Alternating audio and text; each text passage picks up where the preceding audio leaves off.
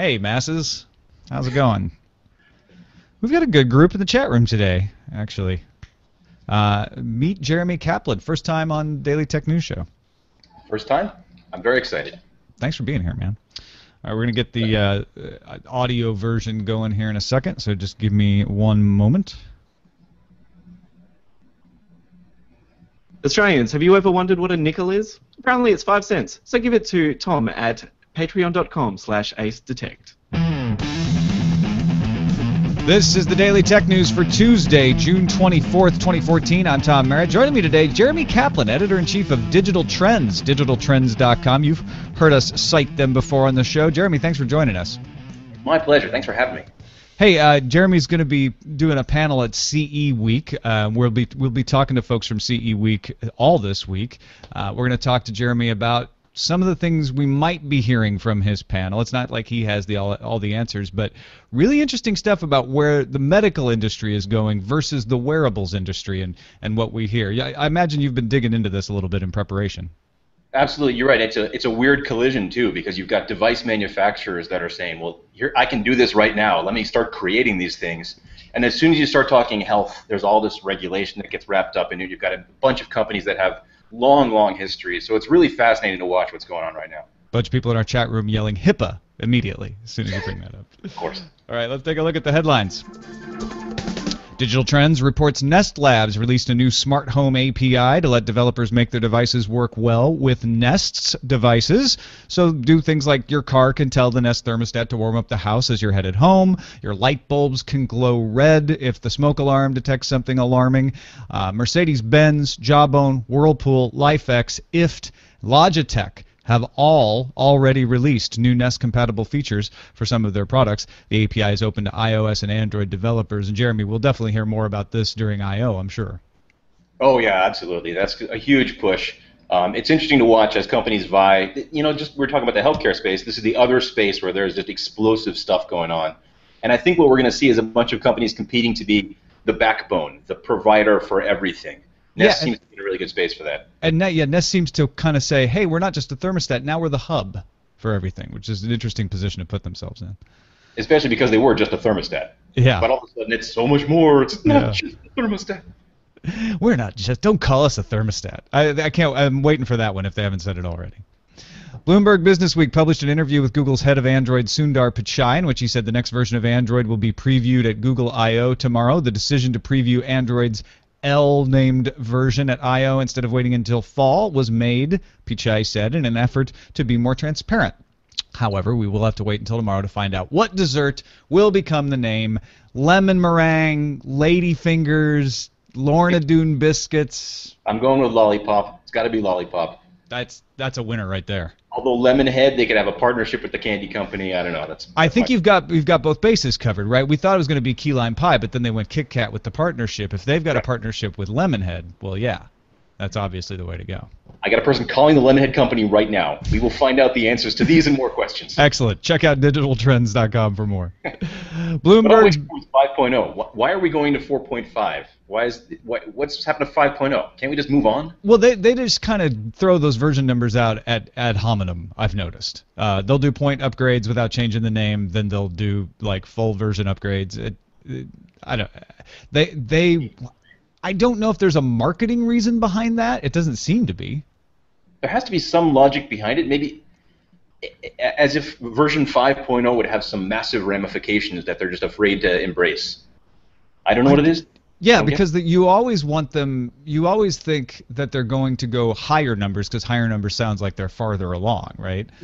But to Witness pull Firefox. back, yeah, yes, exactly. What are they at 75 at this point? Exactly. Bloomberg's been talking to people familiar with the plans, and they say Apple's plans begin mass production of its largest iPhones ever next month. The people say the plans include one model with a 4.7-inch display for shipment in September. The new phone will also be rounder and thinner. An alleged 5.5-inch model has alleged production complications, and so allegedly might not make it out this year. Sewell, too, submitted the story on subreddit. You know, we always have to acknowledge these sorts of things, especially when they come from Bloomberg or Wall Street Journal or places like that. Do you think we'll get a bigger iPhone, Jeremy?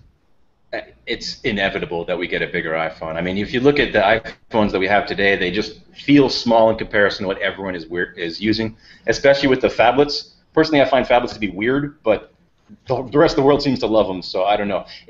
It's only a matter of time, if you ask me. I guess the question really should be, because you're right, we're totally getting a bigger one. How big do you think they'll go?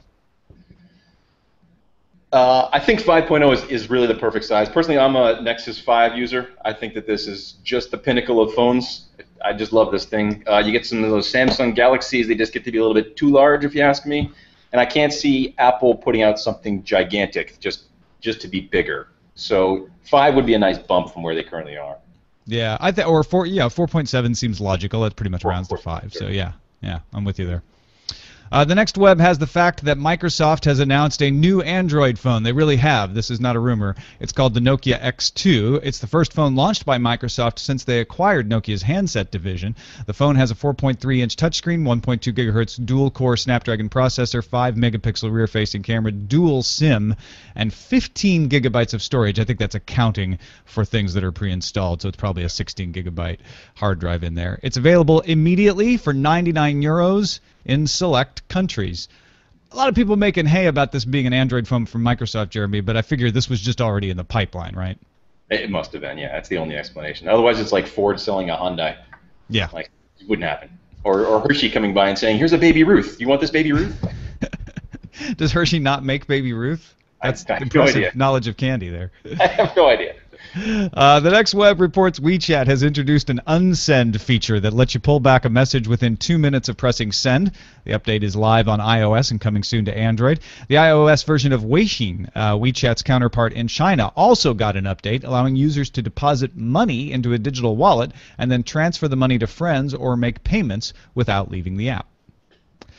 TechCrunch reports the FAA has clarified its stance against allowing commercial uses of drones for package delivery. In a document soliciting feedback on drone policy, the FAA made it clear that, quote, if an individual offers free shipping in association with a purchase or other offer, the FAA would construe the shipping to be in furtherance of a business purpose, and thus the operation would not fall within the statutory requirement of recreation or hobby purpose. Jeff Bezos' ears must be burning. That blows my mind. Yeah. I'm still having a hard time picturing a world where drones are whizzing around from door to door. And Bezos seems so serious about it, too. And even he says they're years and years away from actually being able to implement this. So it is kind of a piece of comedy to think about the FAA seriously pointing to Amazon. Like, none of your Amazon Prime stuff is going to get you out of this. No drones. But even if it's, let's say it's 10 years down the road, let's say they have a concrete idea, and 10 years down the road they're going to do this, I still can't picture it. Like, I'm walking from my building to my office, and there are 17 drones whizzing around my head. It just seems horrible. It seems really dangerous. I don't get it. It's a good question. Like, what is the density going to be? And it's going to be different in different places, right? You're out in Nebraska, you'll see a drone, fly up every once in a while. But yeah, downtown Manhattan, you're likely to have a higher concentration of them. I mean, look at my bicycle messengers today. Imagine each one of those becoming a drone. Yeah, it's hard to conceive of, and unless there's some sort of regulation about this part of the airspace is safe and up there is not safe. And I understand why the FAA is weighing in on it. I don't understand what Amazon is thinking. I'm mystified. You've pretty much crystallized what the FAA is thinking right there. Exactly. Time for some news from you. This is folks in the audience. If you haven't participated in the subreddit, go check it out, dailytechnewsshow.reddit.com. It's where folks submit stories for consideration, and everybody else gets to vote on them, up or down. And we take a look at that and pull some of those stories out that are getting high numbers of votes to share with you guys. TM204 has the top story on the subreddit today from Computer World. It seems that folks who shelled out $1,450 for the Chromebook Pixel last year were promised 2 years of free Verizon LTE service. Now, it was only 100 megabytes a month, but it was free service for 2 years. And now that it's been 1 year since most of these early adopters activated their Pixels, the Verizon service has stopped working unless you pay for a subscription. Computer World's J.R. Raphael called Verizon support and Google Play and has received no definitive answer as to why this would be. I'm a little befuddled myself. I mean, they very clearly said 2 years, and the Verizon people that he talked to seem to have no idea about it. Yeah, I was reading through this story, and it's just, It's disgusting, is what it is. I mean, the documentation is very clear, and there is still some evidence you can find which shows, and it reads very clearly, 2 years, and now they're saying no. There was a follow-on story that went on to say, here, I've got a quote from it. Oh, Google is offering a $150 rebate to those people, and they're saying, and I quote, "It is out of our control," meaning, oh, Verizon, thanks a lot, you jerks.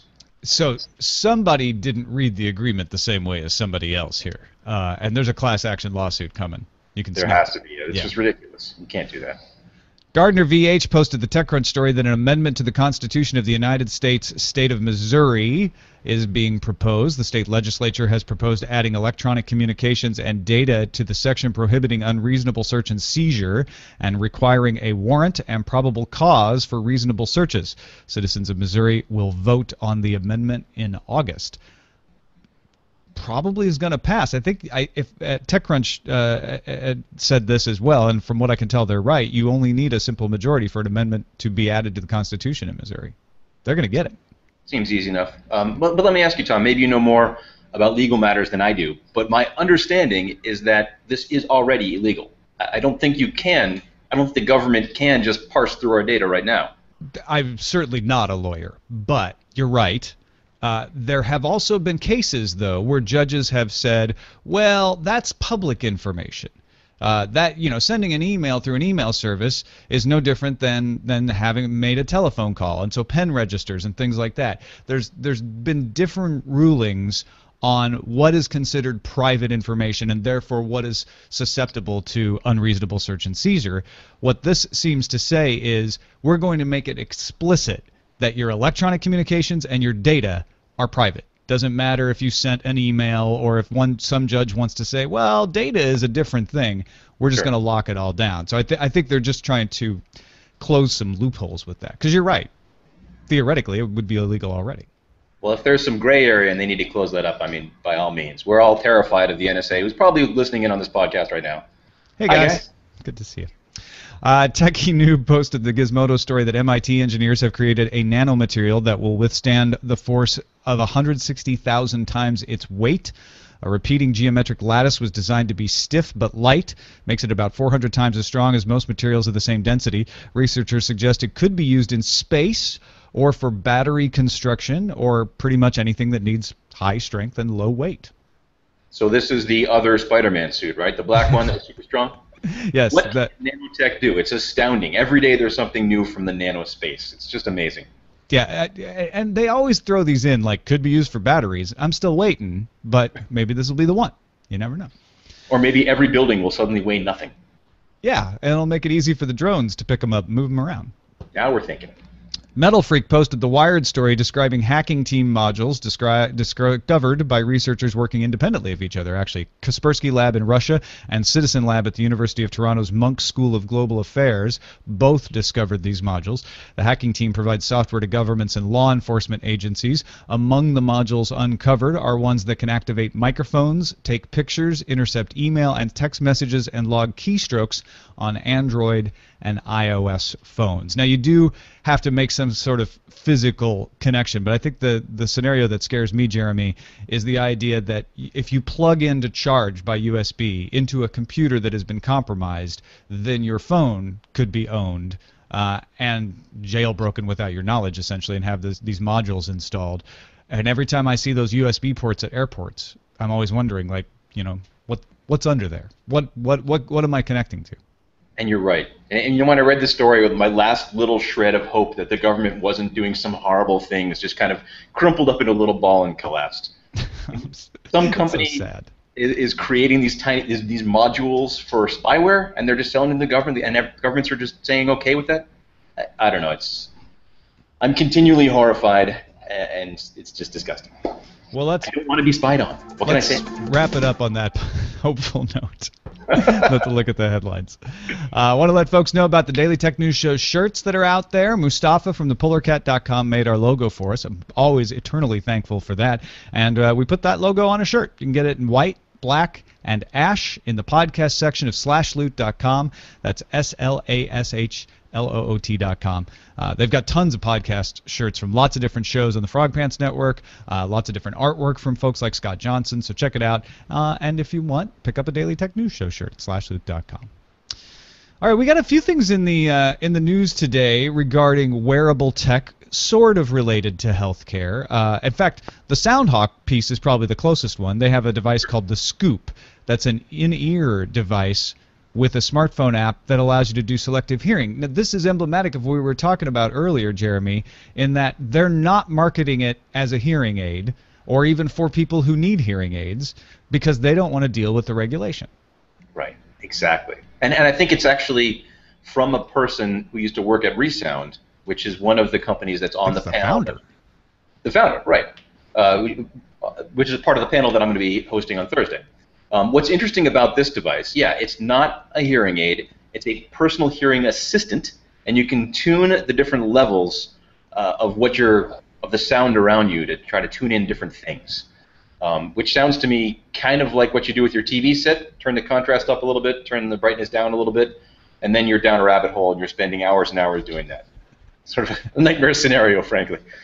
Well, I like that it comes with a microphone that you can. It makes sense. Like you could set it by the TV, and then you'd be able to hear the TV better. Or you could clip it. You could ask someone, "Can you please wear this during dinner so that I can hear what you're saying?" But it also makes sense though, because you talk about hearing aids, and it instantly becomes a very, very expensive proposition. And if this is something that they can sell for $500 or $1,000 instead of $50,000, that's a big savings for people. We also got news about the Misfit tracking app coming to Pebble, and this is interesting because Misfit makes a device kind of like a Fitbit. It's called the Shine. It's a little device that you carry around, and it tracks your footsteps and your running and all of that sort of stuff. You don't need that device if you get the Misfit app on the Pebble. The Pebble will take care of that for you. And Misfit's CEO said, "Look, we don't want to get sunk by a dying industry," sort of saying, those tracking devices are sort of the PDAs of our generation and will go away. This stuff's going to be subsumed by other devices. I think he's looking a little bit far ahead at this point. I think the tracking market is poised to continue exploding, and I think lots and lots of people are going to buy those over the holiday season. But yeah, the point is, where is this all going to go? Because we can't all just be walking around with Fitbits on our arms or Nike, whatever it is, Fuel Bands. There's a lot of other technology that's going into these things. And as they start talking to each other, it's going to be very interesting to see what happens with the whole health space. And then at what point are these things going to start talking to our iPhones and to everything else that we're carrying around? Well, and that's what I think will be interesting at your panel that you're doing on Thursday at CE Week. It's Thursday, right? I think I've got that right. Exactly. You've got Apple with HealthKit. You've got Apple out there hiring executives from biosensor engineering firms. You've got Google demonstrating that contact lens earlier this year. Whether it makes it to market or not, it shows that that's where part of their research is directed, is that kind of medical device, glucose sensing device. You've got Samsung with their Sammy Health platform that they announced at the end of the May. You have all of these tech companies sort of circling around the health industry, and Google's even stuck its toe in the water before and pulled it out with their Google Health initiative. I'm going to be interested to know what your folks on your panel think about how they're able to bridge that gap, because as we've mentioned a couple times now, a whole world of regulation comes into play when you're actually making a medical device. Yeah, exactly. And the other company you didn't mention was WebMD, which announced, I think it was last week, that they're going to start aggregating the data from all these different devices and rating you and giving you scores based on that. Very interesting to see companies starting to talk to each other. One of the people on the panel is the president of the Personal Connected Health Alliance, and what they do is create standards such that these devices can pass around the same types of information. Because right now Fitbit might not be sending the same information that, say, a Basis smartwatch sends. And this is what I'm looking forward to talking to these guys about, because on one level we're talking about devices that we're all wearing around for ourselves, but very quickly you get into this world where, oh, my doctor might need this information. And does the doctor know how to interpret the information from a Fitbit in the same way that it's a Basis? And what if you have diabetes and that information is being sucked in as well? All of this stuff needs to be in some way smoothed out and evened and shipped over to them in a precise and simple way. So that's, I think, what we're going to have to, what the industry itself is going to have to work on. Yeah, I can definitely see a scenario where one doctor says, I don't trust that stuff, I'm not convinced, I'm not going to use it, and then another doctor, maybe a second opinion, maybe a specialist, says, oh yeah, I'm familiar with this, I've worked with it a lot, I know its quirks, and I know how to interpret it. You'd like it to be a lot more standard than that. You'd also like to make sure that if you do share that information with your doctor, that it's only your doctor that keeps it. Privacy regulation is going to be huge here. Yeah, and if you have a company like WebMD or Google or Apple that's in the middle of that, I'm sure they're going to claim they're not doing anything with your data, we're just aggregating it into some other people's data. I hate that word. Don't you aggregating your data. Stay away from my data regardless. Your data is totally anonymous, Jeremy. None of the other data knows it's yours. Yeah, sure. I believe that. I really do. You know what? Funny aside, I was talking to a guy 2 days ago who wears a device. He has a medical condition, and it's not a medical device. It's like a Fitbit. It's a health gadget, and it told him that he was having an incident, a heart attack, and it said go to the hospital. He goes down to the hospital. He's in the emergency room for several hours. The actual doctors say, no, that was just a false report. You're fine. Nothing to worry about. Oh yeah, that's not good. And now was this a medical device or was a consumer electronics device? It was a consumer electronics device. I forget exactly what condition he had. I forget what the device was. So my story's not so useful. But you see, but still, I could see it happening. And I could easily see a consumer electronics device wanting to. Well, I was about to say I could see it wanting to err on the side of being safe and saying, hey, this may be happening, rather than you suing them later because you had a heart attack and it didn't alert you. But what's even safer is making a device that's like, we don't make any claims to be able to tell you that sort of thing. Yeah, I would sue either way. Well, that's most Americans right there, right? Challenging space they're working in. And speaking of suing, so the other big issue that we're going to see here is the insurance one. You and I were talking about this before. I mean, as these devices can monitor very closely what's going on with you on a day-to-day basis, if I take in too many calories, that's a health risk for me. And does my insurance company somehow know about that? And do I get charged for that? Right. Well, that's the fear. The promise, if it's done right, and I'm not saying it will be, but if it's done right, it could actually work to bring premiums down. To say like, we don't know what your habits are, so we're going to charge you at this level. But if you do share your data with us, then we'll see, and we'll have a more accurate representation of your risks, and that will bring your premiums down. People aren't going to want to do that though, because they're going to be like, yeah, you say that, but as soon as you see all of the cupcakes that I eat every day, you're going to jack that up. Yeah, it's sort of like a safe driver premium. If you don't get into an accident for a year or 2 years, all of a sudden your premiums come down, and that would be great to see. Well, here we can do it on a daily or maybe weekly basis. If you exercised very religiously, your health is going to be better, and therefore they shouldn't charge you as much. Yeah, I love it. But then only the healthy people are going to be sharing their data, and that's going to skew everything. This is true. That's a good point. Yeah. All right. Well, I know that they're recording videos of the panels and everything, but if folks want to find out more about CE Week, you head on over to ceweek.com and check it out. You can also follow CE Week. Oh, it's ceweekny.com. Don't forget the NY. You can also follow CE Week NY on Twitter as well. Looking forward to what your guests say on the panel, Jeremy. Yeah, it should be fascinating. I've got a million questions to ask these people.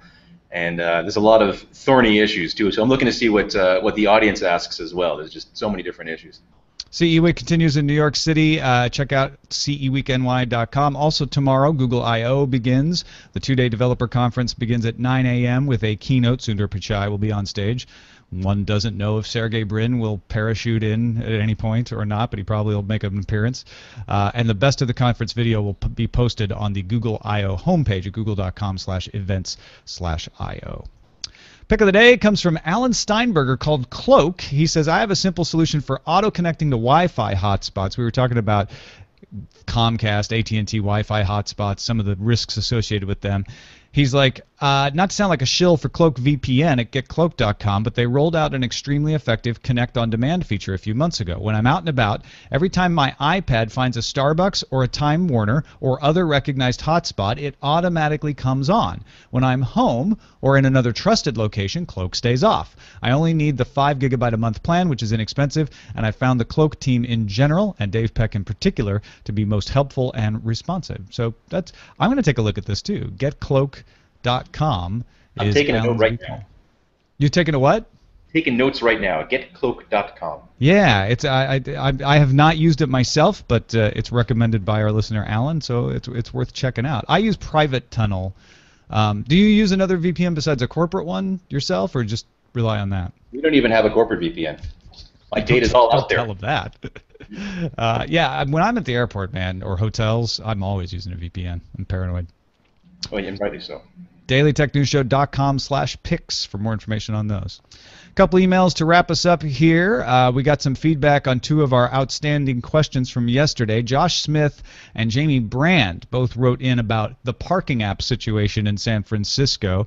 Josh and Jamie basically agreed. Jamie says, I understand that a startup cannot charge money for a parking space owned by the city. However, what is to stop an app developer from creating an app that stayed within the lines, so to speak, but charged money for monetization reasons? For instance, an app that allows you to choose the parking lot you are at, shows you currently which spots are free based on a check-in, check-out system, and gives you a percentage full on any given parking lot. You wouldn't be paying for a spot, per se. You'd be supporting the developer who provided the service. There's some problems with that if you pay per spot, because you want that information to be current, and if people have to pay to use it, then it's not going to be that current because not enough people are going to be using it. But you certainly could do an ad-supported version of that. I think that's what Josh had been suggesting, where you just make an app that says, hey, everybody use this, kind of like Waze, and then maybe you just pay for the app or we have some ads on it, but it will tell you where the open parking spots are. Santa Monica actually does this. The city of Santa Monica has an app that will tell you which of its parking lots that are operated by the city have open spaces at any given moment. It's one of the things that I think California is doing pretty well, actually. We don't have anything like that here in New York City, and I would love it. I would love it. Because I'm the guy moving my car back and forth across the street every day.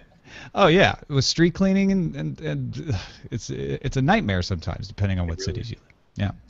And regarding the Wi-Fi conundrum that we were talking about in our pick, William O'Neill wrote in, Xfinity Wi-Fi cable _ Wi-Fi actually only requires a sign-in once per device ever, while the prevailing guess is that it's MAC address based. You only enter your password once and your device continues to be recognized even after wipes and reformats. While this has its own host of theoretical troubles, a sold device is still associated with you, a MAC address can be spoofed, etc., it does at least prevent you from having to risk your Comcast password every time you go on a network. I've actually run an openwireless.org network for a couple of years now, and while I'll occasionally spot a device online, I don't think the biggest battle is in expanding the network to homes, etc. For me, the real potential of the movement is getting rid of pointless EULAs, AUPs, etc. on free wireless. This means a no interaction connection to Wi-Fi. Your phone can just do it. Imagine a utopia where you run across one of these frequently enough that you can actually save battery and your data cap just by leaving your Wi-Fi on.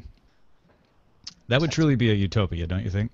That is a very optimistic view of things, but I like that. I like that concept. Yeah, I'm thinking about doing openwireless.org. I would probably do it with the route. They have router firmware for a particular brand of router, and I have an old version of that. I'd probably just do it on that router and stick that router on separately, so I have a little extra division. But it is kind of, being a good citizen, sharing some internet. Share the wealth. Yeah. Well, that is it. That is it for this episode of Daily Tech News Show. Jeremy Kaplan can be found at digitaltrends.com. He's the editor-in-chief in there. You guys have got some really good stuff going on. Anything in particular you want to highlight?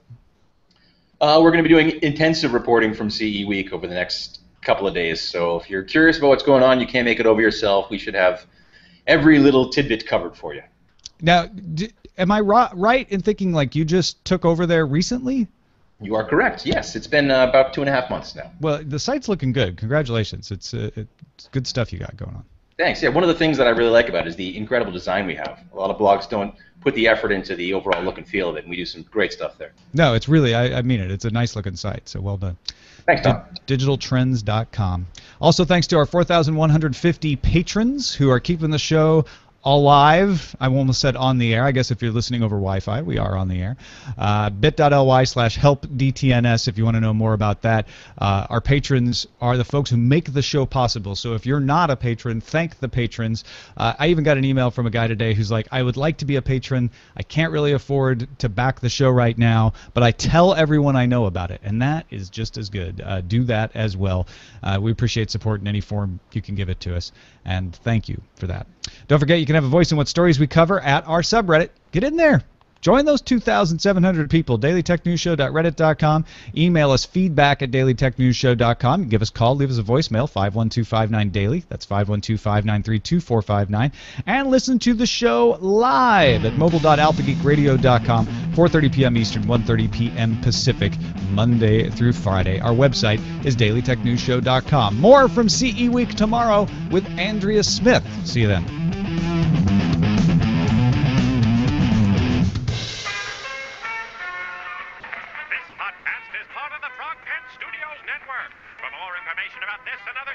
Visit frogpants.com. Audio program so good, it's like you're there. And that's the show. Thank you, Jeremy. My pleasure. Thank you. It was a lot of fun. Yeah, it was great having you on. I hope you had a good time. I did. I'm sorry the phone was ringing constantly. I don't know who kept trying to get in touch with me there. I don't know if you heard that. That happens. We're pretty used to it, so don't worry about it. Could have been worse. It was not a crying baby or a barking dog, so it's actually much farther down. Very good. Did not distract at all. Well, I usually just hang around and chat with the chat room afterwards, so I'm going to keep the stream on, but you take off whenever you need to. I appreciate you taking the time you have. I have a meeting with the Consumer Electronics Association that I have to go get to. Tell them I said hello. I'm going to give them a piece of my mind. Tell them I said hello. But thanks. Awesome, this has been a blast, actually. I had a good time. Thanks, Jeremy. I hope we'll have you back soon. Yeah, I'd love to come back anytime. All right. Cheers. I'm going to start editing the show now. Toby Pinder had HIPAA HIPAA hooray. That's pretty good. I like that one. His full title was, I edited that. His full title, I think, was Medical Regulations ? HIPAA HIPAA hooray. But I think we're all savvy enough just to go with. Yeah, I think so. I think it's a good edit. And then what else? Jeremy was great. Glad we were able to get him. Yeah, that was awesome. I loved it. You always know anyone with, like you said, with Doc Brown as their avatar is going to be A-okay. Exactly. No question about it. Let's see. What have I got? I'm still in shock from yesterday's ladder incident. Gotta focus. Come back. The broadcast is dead? What? Tell them broadcast is dead.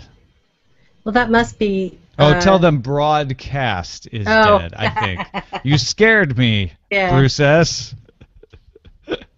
Great Scott! You frightened me. 1.21 gigawatts! Did you see the... I think it was Brian Brushwood that tweeted the 3 DeLoreans turned into a stretch limo. Oh. I will have to find that. Amazing. Amazing.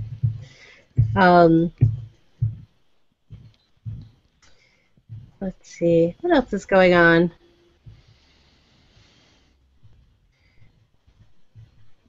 Oh, what happened yesterday, asks Metal Freak. Ha ha ha. What didn't happen? Yesterday was like the day of all Mercury retrograde. Mercury retrograde all wrapped up in one day. I don't understand. Well, I have to repeat the story that I told to Tom beforehand, but since I'm just like trying to get the show set up, and she starts throwing these things out, and I'm I know. Yeah, what? Wait, what? Tom's in the middle of actually doing work, and I'm like, guess what? I fell off a ladder. Right, and it's sort of like, oh, so you fell off a ladder. Wait, you fell off a ladder? Wait, what? What did you just say?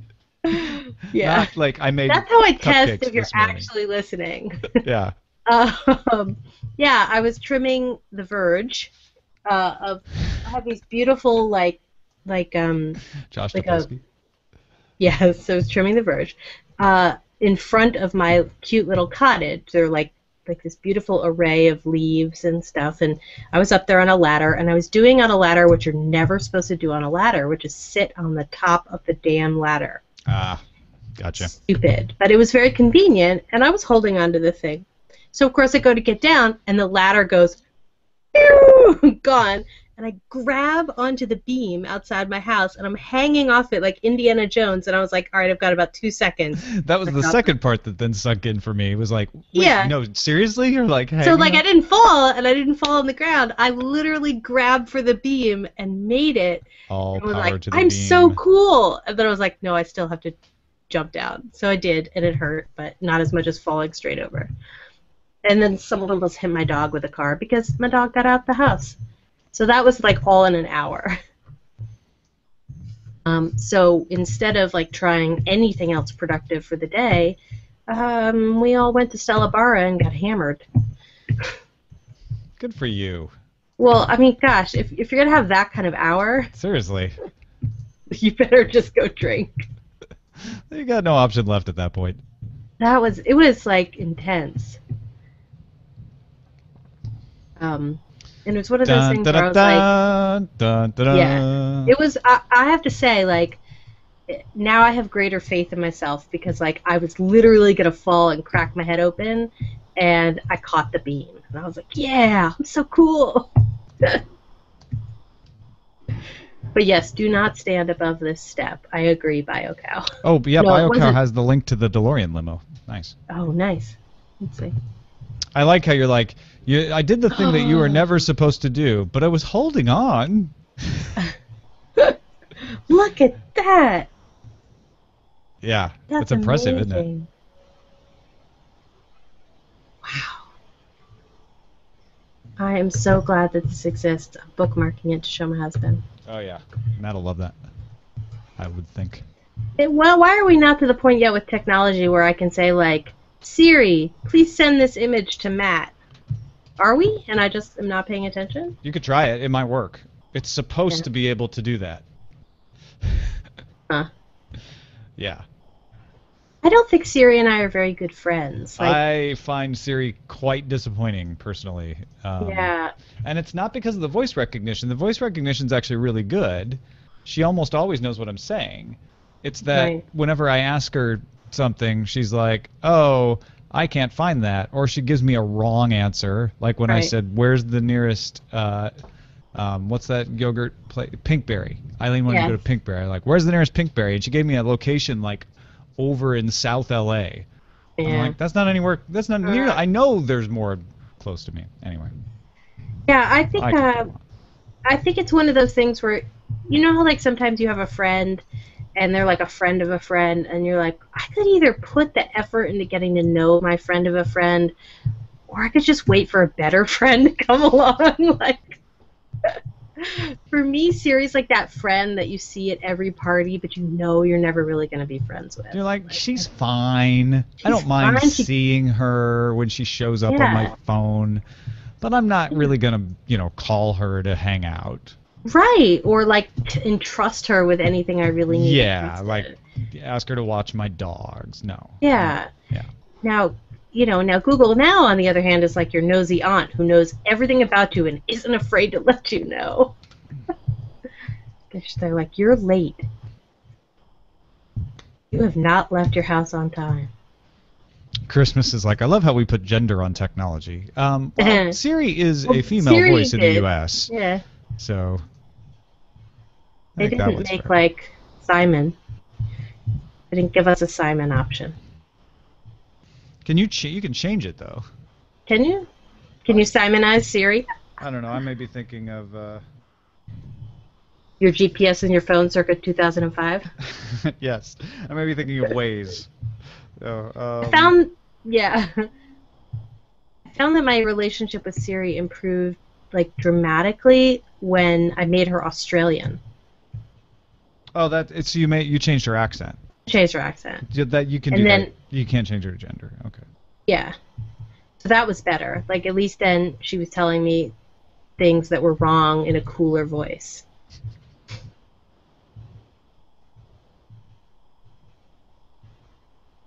All right. Where is her settings? I don't know. Oh yeah, apparently you can change it to the male voice. You says can. chat room. Oh, okay. Yes, voice, gender. Excellent. All right.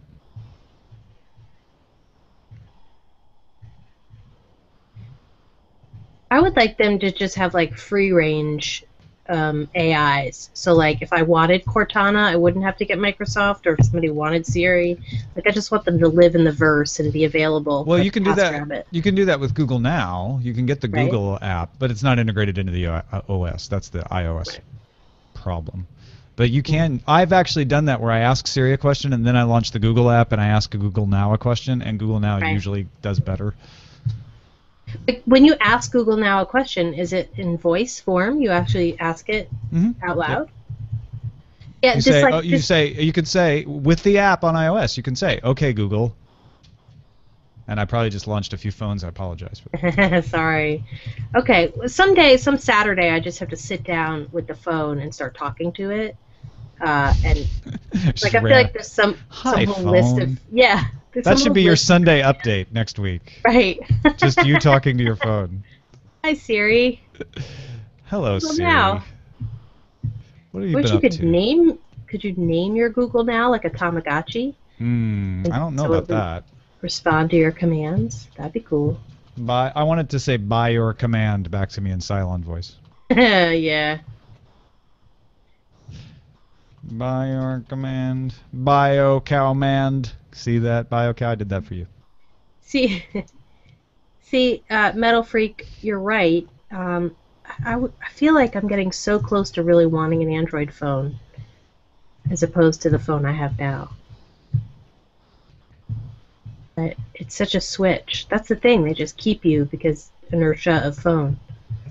Well, there are a whole industry and articles out there of like how to prepare yourself for the switch. Yeah. So you could train up. It's actually not that It's bad. not me. It's how to prepare your husband. Is that it? Yeah, That's your a husband. whole. That's a who's whole like, other world right there. Yeah.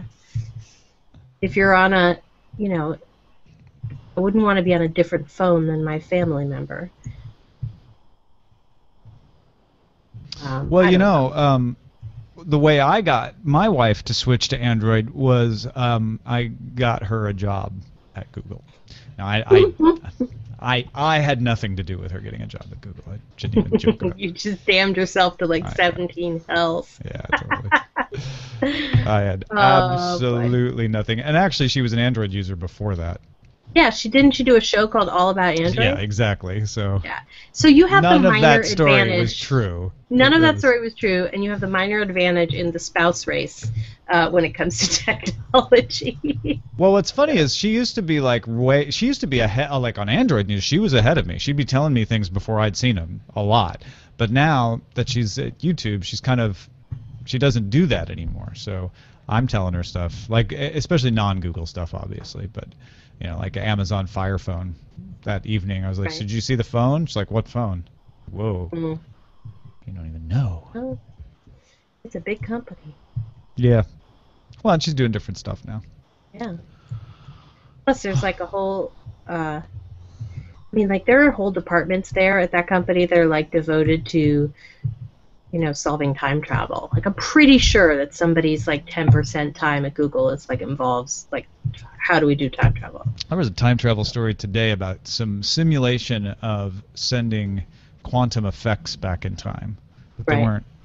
I mean, it was important, but it wasn't real. I'm like, do it for real. Metal Freak, why does Matt need to use the same type of phone as me? I guess he doesn't. We just happen to be on one of those family plans. And I think I tried to like separate us You once. could be and on it a didn't family take. plan and both use different OSs. Really? Yeah. As long as you're on the same carrier. And all the Yeah. carriers have iPhones now, so it's not like it used to be like, oh, well, I'm on AT&T Yeah. because I want to use an iPhone. It's like one of those things like changing banks, though. And the other good reason is that we are still the grandfathered in people with unlimited data. So you can continue to keep that and your family plan and get a new phone. The only hitch is you'd have to buy an unlocked phone. So it would be much more expensive. Yeah, no. Unless you get like a Moto X, which unlocked is still very reasonable. Right. See, again, what I hear you saying this, and I hear myself saying, yes, I will also never change banks. It's not as bad. Changing carriers is like changing banks. Yeah. Changing phones, not as bad. The difference is your apps. They've locked you into the apps, and so you'd have to go find those same apps and reinstall them. So it's more like moving house than it is like changing banks, because you're going to have to unpack all of the apps. Right? What's you that? Pay for all the apps again? What apps do you pay for? I don't pay for. Well, I don't pay for a lot of apps, but there are a couple apps I pay for. Yeah. If there are apps that you really love that you have to pay for, you'd have to pay for. Like Mark Maron's podcast comes in the form of an app, and you pay premium for that. But do you pay for the app or do you pay for his service? Oh, that's true. You pay for the service. Because if you pay for the service, then you just download the free app and log in, and then you still got the... Yeah. I guess it's one of those things that I'll know when it's time, because my iPhone will have been hurled across a room, and then that'll provide me the opportunity to switch to Android. It's time! We're going to the store! Yeah, one thing at a time. Yeah, I'm not trying to talk you into it. I'm just... No, I'm trying to talk myself into it. It's just, I think that, again, proliferation, I mean, so far in the chat room, I've been offered the Nexus 5 and, like 3 other phones. So, to me, I know there are different phones, but, like, I have no way to independently judge. I have to do, like, a whole comparison of which one is good and blah, blah, blah, and everybody says something else is good, which one I like. But how big the Samsung phones are huge. Like, I guess I'm one of those jerks that just sticks with their... And here's the thing. The easiest thing for you to do is to stay with the platform you have. Even if you get a new iPhone, you're going to download your backup and everything's going to be there and it's going to work similarly and it's going to change very slowly so the changes won't be like crazy, whereas switching to any other platform is going to be a big change because you're switching platform. But it also works the other way with Android. If you were a Samsung Galaxy user, you'd feel exactly the same way, and it would be even worse because if you switched to another Android phone, you just log in with your Google account and it automatically installs all the apps and everything. So it's even easier to stay in their universe. Yeah, I don't know. I think another thing too is Google is so interested in my data that they already have enough of it. I feel like... Right. No, Apple's not interested in your data. Yeah, that's the one thing I like about Apple is they're too stuck up to be interested in my data. They're very interested in your data. Don't let them fool you. They're the ones like... Data, whatever. So they don't even, they're so above it, they don't even have the debate, they just do it. Exactly. Google feels bad about it while they're taking all of your data. Apple's like, well, of course we have all your data. Yeah. All right, well this has been a depressing conversation. It was like the headlines today. Like, look, here's another security breach. Here's another government intrusion. Yep. Nexus is the way to go. Motorola G review, Moto X. See, how would it would become like a full-time job. Wait, I've just described our actual job. Never mind. Actually, that could be a good, I don't know, series Jenny or something. picks a phone. Yeah. Oh, boy. All right, I am out of the blog post, and I'm going to say goodbye to the video. Thank you, video, for being amazing.